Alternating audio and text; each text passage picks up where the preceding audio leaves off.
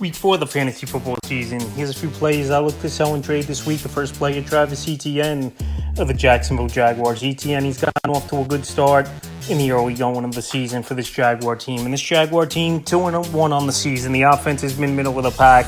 But now with tougher matchups coming up, I don't think Etienne, he's going to keep up these numbers in the early going. So the first 3 weeks of the year, week 1 versus the Panthers, 16 carries, 143 rush yards, 3 catches, 13 yards. Week 2 with the Bengals, 14 carries, 71 rush yards, 2 catches, 18 yards, a touchdown. And then week 3 versus Houston, 16 carries, 56 yards, and a touchdown. So not that about it. He's off to a great start, is Travis Etienne. But the next couple of weeks, tough matchups at San Francisco, Kansas City, and Seattle's defense who's playing good. So right now, while he's going out there, putting up numbers and playing good offense and scoring touchdowns is Etienne. I think his value peaked out a little bit, and he's a sell-high candidate this week. The next player, DeVonta Smith of the Philadelphia Eagles. So the first 2 weeks of the season, Smith was non-existent for the most part.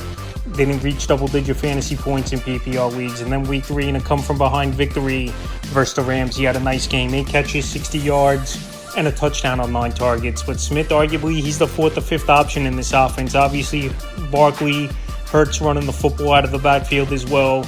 A.J. Brown, Goddard, this season, he's been about the same targets as DeVonta Smith per game. And then you got DeVonta Smith, who's obviously a big deep ball threat and good yard after catch guy. But like I said, this offense, they really kick it into gear when they're trailing in games. And this season, they're not going to be trailing as much. So DeVonta Smith, week 3 was a good game. And now I think it's a good opportunity for fantasy owners to go out there and sell him high. Because last season we saw Smith, his numbers weren't great. I know he missed a couple games, but he failed to reach 1,000 yards.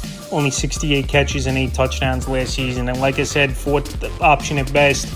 He is in this offense with Jalen Hurts, rushing prowess, Barkley out of the backfield, and obviously A.J. Brown, who finally had a big game. So right now, after coming off a big game, Smith definitely played to sell this week. The next player, Kenneth Walker of the Seattle Seahawks. Kenneth Walker, so far this season, 2 good games, no doubt about it. But the touches, I just don't like for Walker. And Zach Charbonnet, let's remember, in week 3, he was out in that game. I know it was a blowout, 44-13 versus Saints, but he had 16 carries, only 38 yards, and obviously good yard per carry, only 2.5 yards per carry, about 2 touchdowns a catch, and 12 yards. So the 2 TDs saved Kenneth Walker in that ball game. Like I said, last 2 weeks he's gone out there and played well, but if Zach Charbonnet does return at the Arizona Cardinals, we know Walker, he's going to take a little bit of hit in his touches per game. So right now, where Walker's coming off of 2 big games and Charbonnet was out in week 3, he's a sell-high running back this season. I just don't think the ceiling's that high.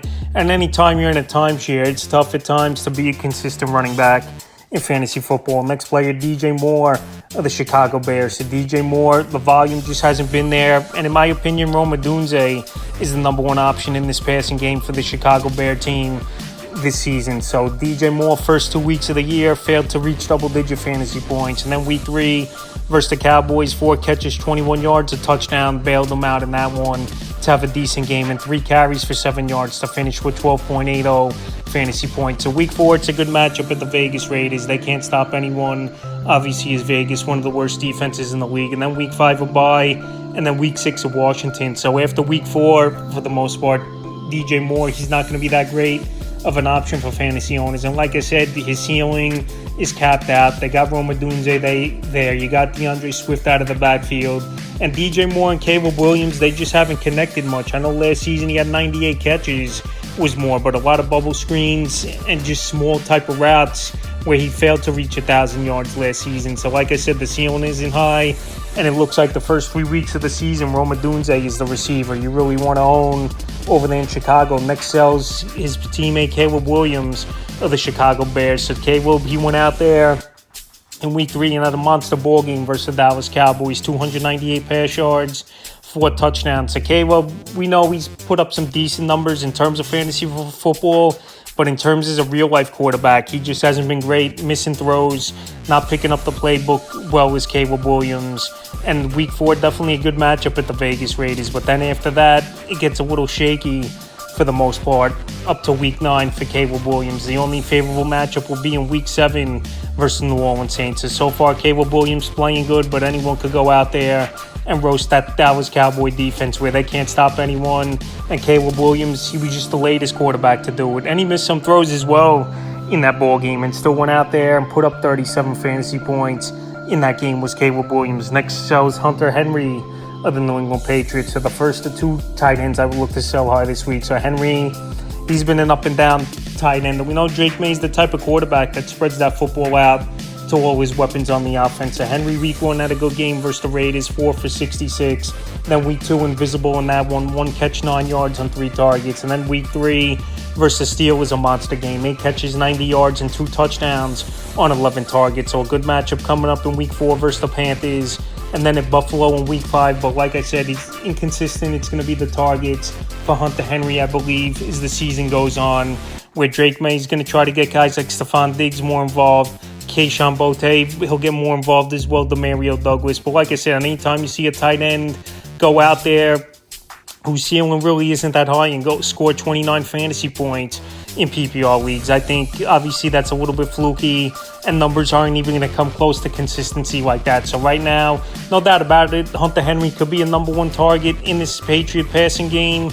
But I just believe inconsistencies are going to be there at times. And after coming off a monster game with 29 PPR points in week 3, he's a sell high tight end this week. And the final play is another tight end, Jake Ferguson of the Dallas Cowboys. So Jake Ferguson, he was a target machine in that blowout loss at the Chicago Bears, 31-14, 13 catches, 82 yards on 14 targets. A lot of short routes, a lot of slants for 4 or 5 yards for Jake Ferguson. And I know Ferguson's always been a decent target at Dak Prescott, but now the last 2 weeks versus pretty bad defenses, he's gone out there and put up numbers. Week 2 versus the Giants, 9 catches, 78 yards, 12 targets.